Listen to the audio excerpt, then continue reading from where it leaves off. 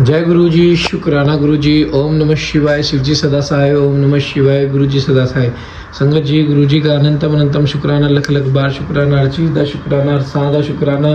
संगत जी, गुरु जी कहते हैं जब तक मैं तुम्हारे साथ हूँ तुम्हारा कोई कुछ नहीं बिगाड़ सकता। मैं ये हर बार इसलिए बोलता हूँ, जो नई संगत जुड़ती है ना, उन्हें शायद गुरु जी में स्टार्टिंग में फेथ नहीं होता। उन्हें पास मुसीबत आनी शुरू होती है, वो सोचते हैं कि हम गुरु जी से जुड़ने लग गए तो हमारे साथ देवी देवता नाराज हो गए, इसलिए हमें यह चीज़ें देखने को मिल रही है, इसलिए हमें तकलीफें आ गई हमारे जीवन में। लेकिन ऐसा नहीं है संगत जी, बल्कि आपके देवी देवता आप गुरु जी से जुड़ने के बाद बहुत खुश हो गए, क्योंकि आप एक दिव्य पुरुष से, एक महापुरुष से जुड़ चुके हो।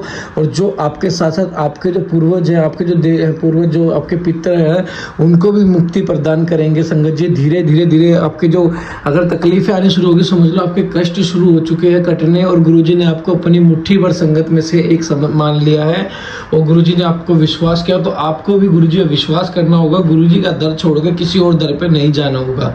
संगत जी, आज महासमाधि दिवस का दिन है संगत जी, बहुत बहुत ब्लेस वाला दिन है। आज ये पाठ सुन लेना, और संगत जी 4 संगत को जरूर शेयर कर देना, आपकी सेवा भी हो जाएगी, और संगत जी आपको गुरुजी की ब्लेसिंग्स भी मिल जाएगी। जय गुरुजी, शुक्राना गुरुजी। ओम नमः शिवाय। शिव जी सदा सहाय। ओम नमः शिवाय। गुरु जी सदा सहाय। जय गुरुजी। जय गुरु जी। भगवान शिव का गंगा अवतरण तीर्थ में तपस्या के लिए आना, हिमवान द्वारा उनका स्वागत, पूजन और सत्वन तथा भगवान शिव की आज्ञा के अनुसार उनका उस स्थान पर दूसरों को न जाने देने की व्यवस्था करना। ब्रह्मा जी कहते हैं कि नाद हिमवान की ये पुत्री लोक पूजित शिव स्वरूपा पार्वती हिमालय के घर में रहकर बढ़ने लगी। जब उनकी अवस्था 8 वर्ष की हो गई, तब सती के विरह से कातर हुए शंभु को उनके जन्म का समाचार मिला।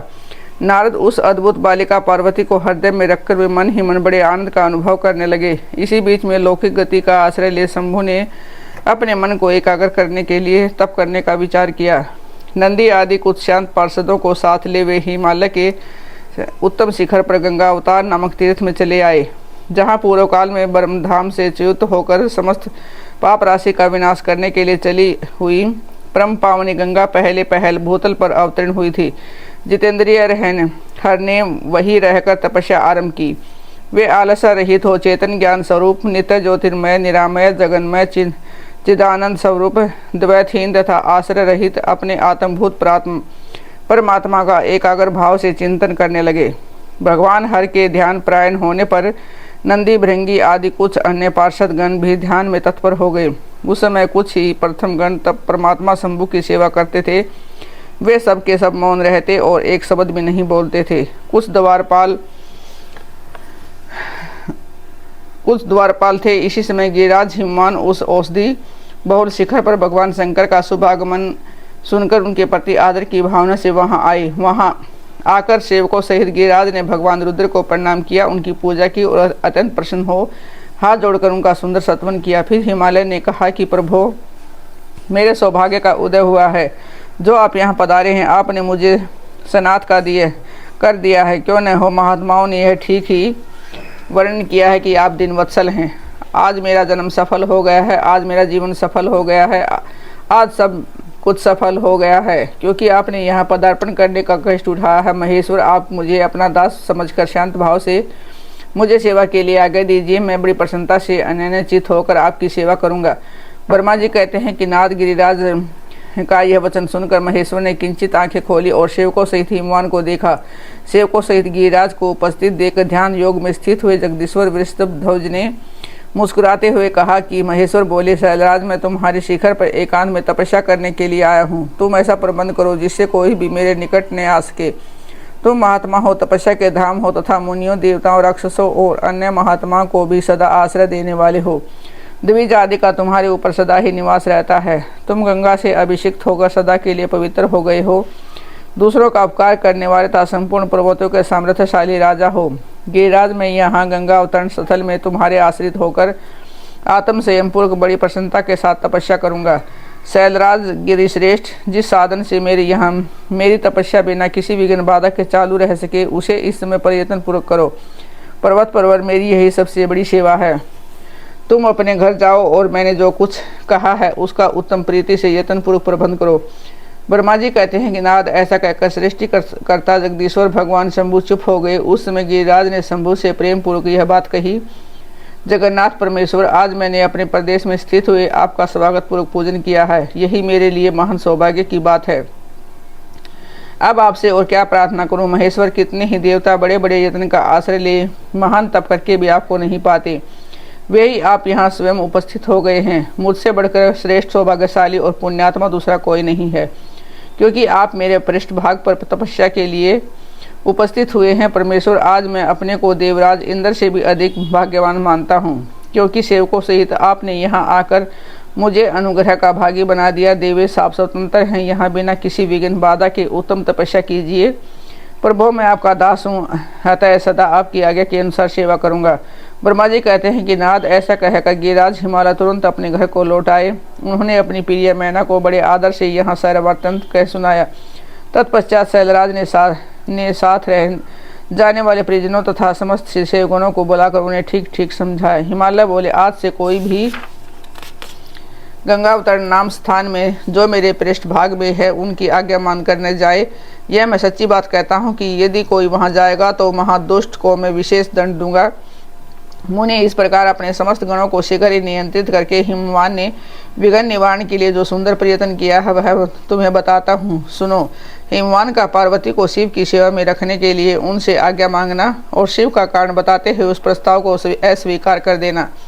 ब्रह्मा जी कहते हैं कि नारद तदंतर शैलराज हिमालय उत्तम फल फूल लेकर अपनी पुत्री के साथ हर्षपूर्वक भगवान हर के समीप गए। वहां जाकर उन्होंने ध्यान परायण त्रिलोकनाथ शिव को प्रणाम किया और अपनी अद्भुत कन्या काली को हृदय से उनकी सेवा में सब अर्पित कर दिया। फल फूल आदि सारी सामग्री उनके सामने रखकर पुत्री को आगे करके शैलराज ने शंभु से कहा कि भगवान, मेरी पुत्री आप भगवान चंद्रशेखर की सेवा करने के लिए उत्सुक है, अतः आपके आराधन की इच्छा से मैं इसको साथ लाया हूँ। यह अपने दो सखियों के साथ सदा आप शंकर की ही सेवा में रहें। नाथ, यदि आपका मुझ पर अनुग्रह है तो इस कन्या को सेवा के लिए आज्ञा दीजिए। तब भगवान शंकर ने उस परम मनोहर काम रूपिणी कन्या को देखकर आंखें मूंद ली और अपने त्रिगुणातीत अविनाशी परम तत्वमय उत्तम रूप का ध्यान आरंभ किया। उस समय सर्वेश्वर एवं सर्वव्यापी जटाजूटधारी वेदांत वेद चंद्र कला विभूषण शंभु उत्तम आसन पर बैठकर नेत्र बंद किए तप में लग गए। यह देख हिमाचल ने मस्तक झुकाकर पुनः उनके चरणों में प्रणाम किया। यद्यपि उनके हृदय में दीनता नहीं थी तो भी वे उस समय उस संशय में पड़े गए कि न जाने भगवान मेरी प्रार्थना स्वीकार करेंगे या नहीं। वक्ताओं में श्रेष्ठ गिरिराज हिमवान ने जगत के एकमात्र बंधु भगवान शिव से इस प्रकार कहा।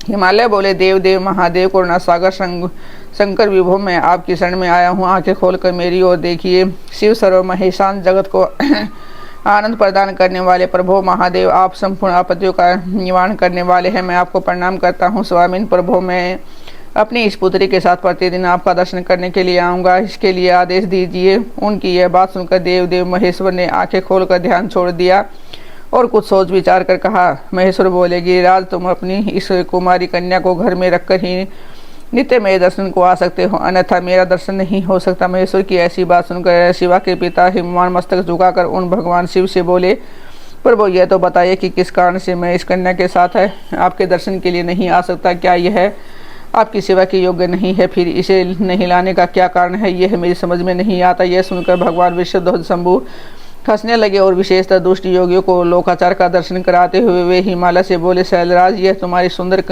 कटी प्रदेश है, सुशोभित तनवीर चंद्रमुखी और शुभ लक्षणों से संपन्न है, इसलिए इसे मेरे समीप तुम्हें नहीं लाना चाहिए, इसलिए मैं तुम्हें बारंबार रोकता हूँ। वेद के पारंगत विद्वानों ने नारी को माया रूपिणी कहा है। विशेषतः युवती स्त्री तो तपस्वी जनों के तप में विघ्न डालने वाली ही होती है। गिरी श्रेष्ठ, मैं तपस्वी योगी और सदा माया से निर्लिप्त रहने वाला हूँ, मुझे युवती स्त्री से क्या प्रयोजन है? तपस्वियों के श्रेष्ठ आश्रय हिमालय, इसलिए फिर तुम्हें मेरी बात ऐसी बात नहीं कहनी चाहिए, क्योंकि तुम वेदोक्त धर्म में प्रवीण ज्ञानियों में श्रेष्ठ और विद्वान हो। अचल राज, स्त्री के संग से मन में शीघ्र ही विषय वासना उत्पन्न हो जाती है, इससे वैराग्य नष्ट हो जाता है और वैराग्य न होने से पुरुष उत्तम तपस्या से भ्रष्ट हो जाता है। इसलिए शैल तपस्वी को स्त्रियों का संग नहीं करना चाहिए, क्योंकि स्त्री महाविषय वासना की जड़ एवं ज्ञान वैराग्य का विनाश करने वाली होती है। ब्रह्मा जी कहते हैं कि नारद, इस तरह की बहुत सी बातें कहकर योगी शिरोमणि भगवान महेश्वर चुप हो गए। देवर्षि शंभु का है निरामय निष्प्रह है और निष्ठुर वचन सुनकर काली के पिता भी मान चकित कुछ व्याकुल और चुप हो गए। तपस्वी शिव की कही हुई बात सुनकर और गिरिराज हिमवान को चकित हुआ जानकर भवानी पार्वती उस समय भगवान शिव को प्रणाम करके विशेष वचन बोली। पार्वती और शिव का दार्शनिक संवाद। शिव का पार्वती को अपनी सेवा के लिए आज्ञा देना था। पार्वती द्वारा भगवान की प्रतिदिन सेवा। भवानी ने कहा कि योगिन, आपने तपस्वी होकर गिरिराज से यह कैसी बात कह डाली है। प्रभु, आप ज्ञान विषाद हैं, तो भी अपनी बात का उत्तर मुझसे सुनिए। असंभव, आप तप शक्ति से संपन्न होकर भी बड़ा भारी तप करते हैं। उस शक्ति के कारण ही आप महात्मा को तपस्या करने का विचार हुआ है। सभी कर्मों को करने की जो यह शक्ति है, उसी से ही प्रकृति जानना चाहिए। प्रकृति से ही सबकी सृष्टि, पालन और संहार होते हैं। भगवान, आप कौन हैं और सूक्ष्म प्रकृति क्या है, इसका विचार कीजिए। प्रकृति के बिना लिंग रूपी महेश्वर कैसे हो सकते हैं। आप सदा प्राणियों के लिए जो अर्चनीय, वंदनीय और चिंतनीय हैं, वह प्रकृति के ही कारण है। इस बात को हृदय में विचार कर ही आपको जो कहना है वह सब कहिए। ब्रह्मा जी कहते हैं कि नारद पार्वती जी के इस वचन को सुनकर महती लीला करने में लगे हुए प्रसन्नचित्त महेश्वर हंसते हुए बोले। महेश्वर ने कहा कि मैं उत्कृष्ट तपस्या द्वारा ही प्रकृति का नाश करता हूँ और तत्वतः प्रकृति रहित शंभु के रूप में स्थित होता हूँ। अतः सत्पुरुषों को भी कभी या कहीं प्रकृति का संग्रह नहीं करना चाहिए। लोकाचार से दूर ही एवं निर्विकार रहना चाहिए। नारद, जब शंभु ने लौकिक व्यवहार के अनुसार यह बात कही, तब काली मन ही मन हंसकर मधुरवाणी में बोली। काली ने कहा कि कल्याणकारी प्रभु योगिन, आपने जो बात कही है, क्या यह वाणी प्रकृति नहीं है? फिर आप उससे परे क्यों नहीं हो गए? क्यों प्रकृति का सहारा लेकर बोलने लगे? इन सब बातों को विचार करके तात्विक दृष्टि से जो यथार्थ बात है उसी को कहना चाहिए। यह सब कुछ सदा प्रकृति से बंधा हुआ है, इसलिए आपको न तो बोलना चाहिए और न ही कुछ करना चाहिए, क्योंकि कहना और करना यह सब व्यवहार प्राकृति ही है। आप अपनी बुद्धि से इसको समझिए। आप जो कुछ सुनते, खाते, देखते और करते हो, यह सब प्रकृति का ही कार्य है। झूठे वाद विवाद करना व्यर्थ है। प्रभु शंभो, यदि आप प्रकृति से परे हैं तो इस समय इसी हिमवान पर्वत पर आप तपस्या किस लिए करते हैं? हर प्रकृति ने आपको निगल लिया है, अतः आप अपने स्वरूप को नहीं जानते। इस आप यदि अपने स्वरूप को जानते हैं तो किस लिए तप करते हैं? योगिन, मुझे आपके साथ वाद विवाद करने की क्या आवश्यकता है? प्रत्यक्ष प्रमाण उपलब्ध होने पर विद्वान पुरुष अनुमान प्रमाण को नहीं मानते। जो कुछ प्राणियों की इंद्रियों का विषय होता है, वह सब ज्ञानी पुरुषों को बुद्धि से विचार कर प्राकृतिक ही मानना चाहिए। योगेश्वर, बहुत कहने से क्या लाभ है? मेरी उत्तम बात सुनिए। मैं प्रकृति हूँ, आप पुरुष हैं, ये सत्य है, ये सत्य है, इसमें संशय नहीं है। मेरे अनुग्रह से ही आप सगुण और साकार माने गए हैं। मेरे बिना तो आप निरय हैं, कुछ भी नहीं कर सकते। आप जितेंद्रिय होने पर भी प्रकृति के अधीन हो, सदा नाना प्रकार के कर्म करते रहते हैं, फिर निर्विकार कैसे हैं और मुझसे लिप्त कैसे नहीं? शंकर, यदि आप प्रकृति से परे हैं और यदि आपका यह कथन सत्य है तो आपको मेरे समीप रहने से भी नहीं डरना चाहिए। ब्रह्मा जी कहते हैं, पार्वती का यह सांख्य शास्त्र के अनुसार कहा हुआ वचन सुनकर भगवान शिव वेदांत मत में स्थित हो उनसे यो बोले। श्री शिव ने कहा कि सुंदर भाषण करने वाली गिरिजे, यदि तुम सांख्य मत को धारण करके ऐसी बात कहती हो तो प्रतिदिन मेरी सेवा करो, परंतु यह सेवा शास्त्र निषिद्ध नहीं होनी चाहिए। गिरिजा से ऐसा कहकर भक्तों पर अनुग्रह और उनका मनोरंजन करने वाले भगवान शिव हिमवान से बोले। शिव ने कहा कि गिरिराज, मैं यही तुम्हारे अत्यंत रमणीय श्रेष्ठ शिखर की भूमि पर उत्तम तपस्या तथा अपने आनंदमय परमार्थ स्वरूप का विचार करता हुआ विचरूंगा। पर्वतराज, आप मुझे यहाँ तपस्या करने की अनुमति दें। आपकी अनुज्ञा के बिना कोई तप नहीं किया जा सकता। देवादिदेव शूलधारी भगवान शिव का यह कथन सुनकर हिमवान ने उन्हें प्रणाम करके कहा, महादेव, देवता, असुर और मनुष्यों सहित संपूर्ण जगत तो आपका ही है, मैं तुच्छ होकर आपसे क्या कहूँ? ब्रह्मा जी कहते हैं कि नारद, गिरिराज हिमवान के ऐसा कहने पर लोक कल्याणकारी भगवान शंकर हंस पड़े और आदरपूर्वक उनसे बोले, अब तुम जाओ। शंकर की आज्ञा पाकर हिमवान अपने घर लौट गए। वे गिरिजा के साथ प्रतिदिन उनके दर्शन के लिए आते थे। काली अपने पिता के बिना भी दोनों सखियों के साथ नित्य शंकर जी के पास जाती और भक्ति पर उनकी सेवा में लगी रहती।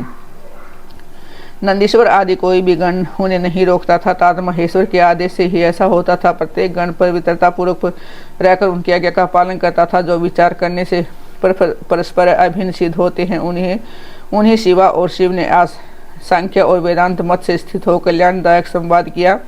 वह सर्वदा सुख देने वाला है। वह संवाद मैंने यहाँ कह सुनाया। इंद्रियातीत भगवान शंकर ने गिरिराज के कहने से उनका गौरव मानकर उनकी पुत्री को अपने पास रहकर सेवा करने के लिए स्वीकार कर लिया। काली अपनी दो सखियों के साथ चंद्रशेखर महादेव जी की सेवा के लिए प्रतिदिन आती जाती थी। वे भगवान शंकर के चरण धोकर उस चरणामृत का पान करती थी। आग से तपाकर शुद्ध किए हुए वस्त्र से अथवा गर्म जल से धोए हुए वस्त्र के द्वारा उनके सिर का मार्जन करती, उसे मलती पोंछती थी। फिर 16 उपचारों से विधिवत हर की पूजा करके बार बार उनके चरणों में प्रणाम करने के पश्चात प्रतिदिन पिता के घर लौट जाती रही। मुनि श्रेष्ठ, इस प्रकार ध्यान परायण शंकर की सेवा में लगी हुई शिव का महान समय व्यतीत हो गया, तो भी वे अपनी इंद्रियों को संयम में रखकर पूर्ववत उनकी सेवा करती रही। महादेव जी ने जब उन्हें अपनी सेवा में नित्य तत्पर देखा, तब वे दया से द्रवित हो उठे और इस प्रकार विचार करने लगे, यह काली जब तपस्या व्यर्थ करेगी तो इसमें गर्व का बीज नहीं रह जाएगा, तभी मैं इसका पानी ग्रहण करूंगा। ऐसा विचार करके महालीला करने वाले महायोगेश्वर भगवान भूतनाथ तत्काल ध्यान में स्थित हो गए। मुनि परमात्मा शिव जब ध्यान में लग गए, तब उनके हृदय में दूसरी कोई चिंता नहीं रह गई। काली प्रतिदिन महात्मा शिव के रूप का निरंतर चिंतन करती ही उत्तम भक्ति भाव से उनकी सेवा में लगी रही। ध्यान परायण भगवान हर शुद्ध भाव से वहाँ रहती हुई काली को नित्य देखते थे, फिर भी पूर्व चिंता को भुलाकर उन्हें देखते हुए भी नहीं देखते थे। इसी बीच में इंद्र आदि देवताओं तथा मुनियों ने ब्रह्मा जी की आज्ञा से कामदेव को वहां आदरपूर्वक भेजा। वे काम की प्रेरणा से काली का रुद्र के साथ संयोग कराना चाहते थे। उनके ऐसा करने में कारण यह था कि महापराक्रमी तारकासुर से वे बहुत पीड़ित थे और शंकर जी से किसी महान बलवान पुत्र की उत्पत्ति चाहते थे। कामदेव ने वहां पहुंचकर अपने सब उपायों का प्रयोग किया, परंतु महादेव जी के मन में तनिक भी क्षोभ नहीं हुआ। उल्टे उन्होंने कामदेव को जलाकर भस्म कर दिया। उन्हें जब सती पार्वती ने भी गर्भ रहित हो उनकी आज्ञा से बहुत बड़ी तपस्या करके शिव को पति रूप में प्राप्त किया, तब वे पार्वती और परमेश्वर परस्पर अत्यंत प्रेम से और प्रसन्नता पूर्वक रहने लगे। उन दोनों ने परोपकार में तत्पर रहकर देवताओं का महान कार्य सिद्ध कर दिया।